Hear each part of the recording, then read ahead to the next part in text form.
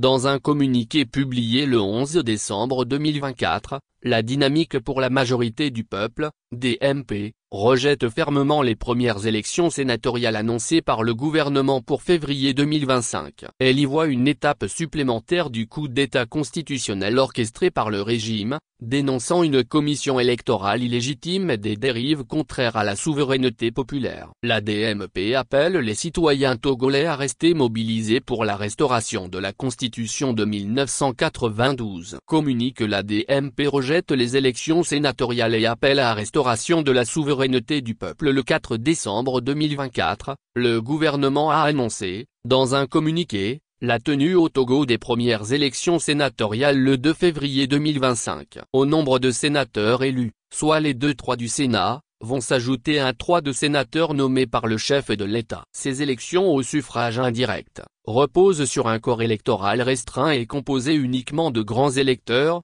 523 conseillers municipaux et 179 conseillers régionaux. L'annonce de ces élections sénatoriales appelle plusieurs clarifications importantes.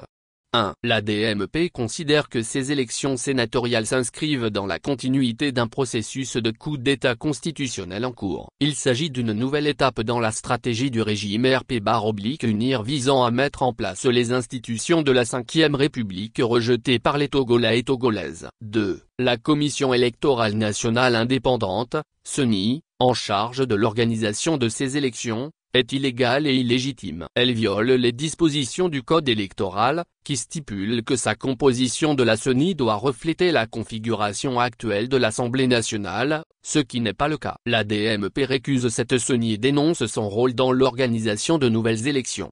3. Le régime qui a usé de fraude massive, s'est assuré de contrôler le corps des grands électeurs et donc d'avoir la main mise sur l'entièreté des sénateurs qui composeront le Sénat. 4. Le Togo traverse une crise économique et financière sévère et la DMP n'entend pas s'associer à l'instauration d'une chambre sénatoriale sans aucune utilité mais qui serait un gouffre financier. 5. La DMP rappelle que la constitution du 6 mai 2024 a été adoptée contre la volonté du peuple et en violation de sa souveraineté ainsi que des dispositions de la constitution de 1992. La DMP rappelle également que ce changement de la constitution de 1992 prive désormais le peuple togolais de son droit fondamental de choisir le président de la République. Pour toutes ces considérations, la DMP refuse de s'associer aux élections sénatoriales projetées, car y participer serait une trahison envers le peuple qui rejette massivement la Constitution du 6 mai 2024.